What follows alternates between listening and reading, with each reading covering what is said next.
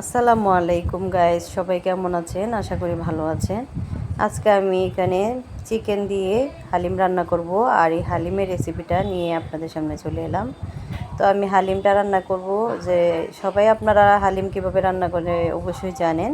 তো আমি আজকে আমার মতো করে রান্না করে আপনাদের সাথে এটা শেয়ার করব। তো এখানে হালিমটা আমি পরিবেশন করে নিয়েছি। শসা, এরপরে পেঁয়াজের বেরেস্তা, আদা কুচি, আর কাঁচামরিচ কুচি আর লেবু দিয়ে। তো প্রথমেই আমি মূল রেসিপিতে চলে যাই। এখানে আমি একটি রাঁধুনি হালিম মিক্স নিয়েছি। আর আপনারা তো জানেনই যে হালিম মিক্সের প্যাকেটের ভিতর দুইটি প্যাকেট থাকে, একটি হচ্ছে চাল ডাল আর এই চাল ডালের ভাঙা গুঁড়া, আর একটা হচ্ছে মশলা।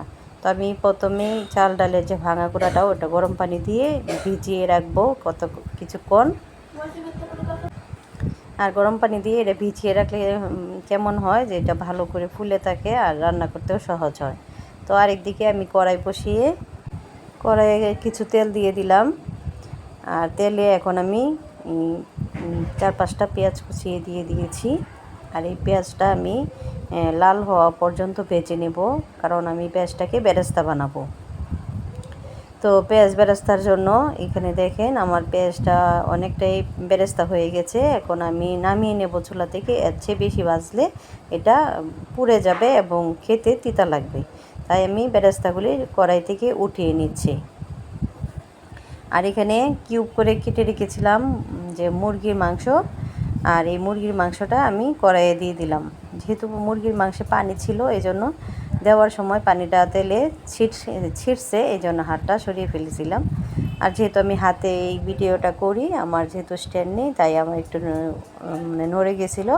তো এখানে আমি মুরগির মাংসটা দিয়ে এখন এখানে রসুনের বাটা দিয়ে দেব 1 চা চামচ।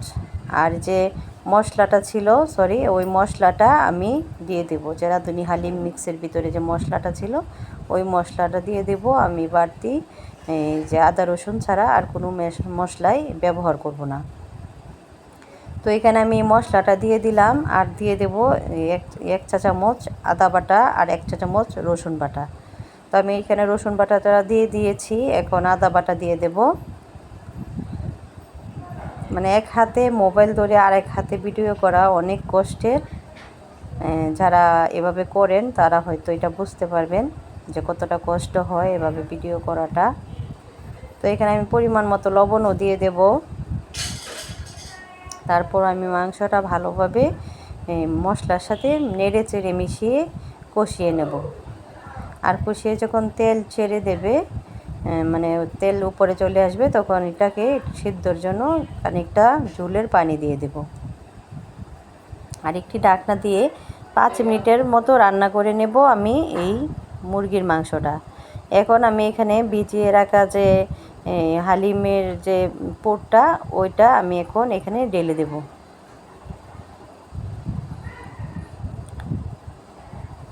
আর ওটা দিয়ে আমি পরিমাণ মতো আরও পানি দিয়ে দেব, যেহেতু এটা একটা ডাল চালের মিশ্রণ, আর এটা খুব ঘন হয়ে যায়। তো আমি এটা দিয়ে খুব ঘন ঘন নাড়তে থাকবো, যেন তলানিতে লেগে না যায় আর পুড়ে না যায়। যেহেতু এটা ঘন একটা মিশ্রণ, বারবারই নাড়তে হয়, নয়তো তলানিতে লেগে যায়। তো এভাবে নেড়ে ছেড়ে আমি যতক্ষণ না এটা সিদ্ধ হচ্ছে, যে ডালের আর চালের মিশ্রণটা, ততক্ষণ পর্যন্ত আমি এটা ভালোভাবে নেড়ে ছেড়ে রান্না করে নেব।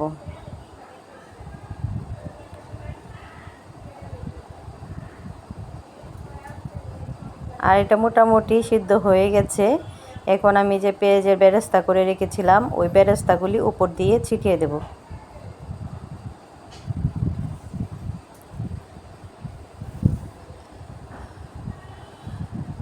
আর পেঁয়াজ বেরেস্তাটাও আমি ভালোভাবে নেড়ে দেবো, যেহেতু চুলার উপরে রেখেছি, এই জন্য বারবারই আমাকে এটাকে নাড়তে হচ্ছে। এখন পরিবেশনের পালা। আমার ভিডিওটি ভালো লাগলে অবশ্যই আমার সাথে থাকবেন, এবং আগামী ভিডিও দেখার জন্য অনুরোধ রইল।